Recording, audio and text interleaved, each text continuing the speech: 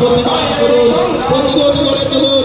কারণ এই সরকার জনগণের সরকার নয়, এই সরকার নয়, এই সরকার মানুষের কথা বলে না, এই সরকার ভাগ্যের কর্মসংস্থানের কথা বলে না, এই সরকার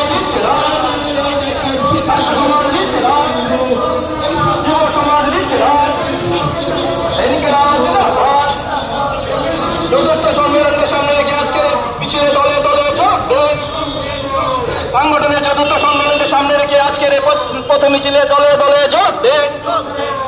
আরো জনের আওয়াজ তুলুন, ইনকিলাব জিন্দাবাদ।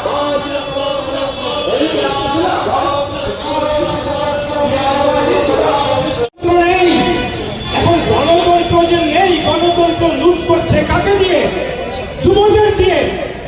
ভোটের দিন, ভোটের আগে প্রার্থী দাঁড়াতে পারবে না। বিজেপির যুব বাহিনী, মোটরসাইকেল বাহিনী বাড়ি বাড়ি গিয়ে বামফ্রন্টের সিপিআইএম এর প্রার্থীদেরকে আক্রমণ করা, প্রার্থী পদ তুলে নিতে বাধ্য করা, সিপিআইএম এর যারা ভোটার, বামফ্রন্টের যারা ভোটার তারা ভোট দিতে পারবে না, তাদের বাড়িতে আক্রমণ করা, বাড়ি জ্বালিয়ে দেওয়া, দোকান জ্বালিয়ে দেওয়া, তাদের রাবার বাগান পুড়িয়ে দেওয়া, মাছের পুকুরে বিষ দেওয়া, মুরগির খামার জ্বালিয়ে দেওয়া, পথে ঘাটে যখন তখন মারপিট করা। ভোট দেওয়া যাবে না, ভোটের লাইনে দাঁড়ানো যাবে না, নির্বাচনে দাঁড়ানো যাবে না, নির্বাচনে প্রচার করা যাবে না। এই যে যাবে না, এই কাজগুলো বিজেপি কাকে দিয়ে করিয়েছে?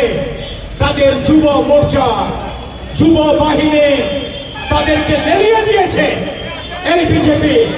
এই যুব বাহিনীকে বিজেপি কাজ দিতে পারছে না। এখন এই যুব বাহিনীকে বিজেপি কি দিচ্ছে?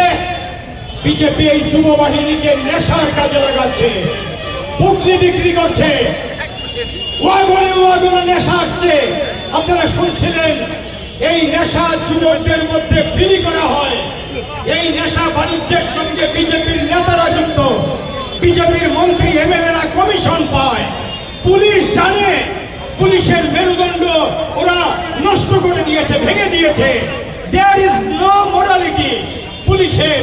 পুলিশ বিজেপির নেতা, বিজেপির বড় বড় রাঘব গোয়াল যারা, তাদেরকে ভয় পায়, একের পর এক অন্যায় করে চলেছে। এই রাজ্যের মধ্যে যুব যে প্রজন্ম, এই প্রজন্মটাকে 12টা বাজিয়ে দিচ্ছে বিজেপি। বুঝতে পারছেন? যারা বিজেপিকে ভোট দিচ্ছেন গার্জিয়ান, আপনারা বুঝতে পারছেন। বিশাল করে এক বিজেপির দুর্বৃত্ত, তার মা কাঁদতে কাঁদতে প্রচার মাধ্যমের সামনে বলছে, আমার ছেলেটা ব্রিলিয়ান্ট স্টুডেন্ট ছিল, আজকে যুব মোর্চার মধ্যে গিয়ে বিশাল করে বিজেপির নেতাদের কাছে গিয়ে আমার ছেলেটা নষ্ট হয়ে গেছে, আমার ছেলেটার জীবন 12টা বাজিয়ে দিয়েছে। This is BJP. এই রাজ্যের শাসক দলের মন্ত্রীরা এই সমস্ত জায়গা থেকে টাকা নিয়ে থাকে। আপনারা দেখেছেন এই রাজ্যের উন্নয়নের টাকা লুটে পুটে খাচ্ছে। কিছুদিন আগে রাজ্যের ক্যাবিনেটের একজন সদস্য, রাজ্য মন্ত্রিসভার গুরুত্বপূর্ণ মন্ত্রী সুধাংশু দাস ক্যামেরার সামনে দিয়ে রেখেছে। কি বললেন?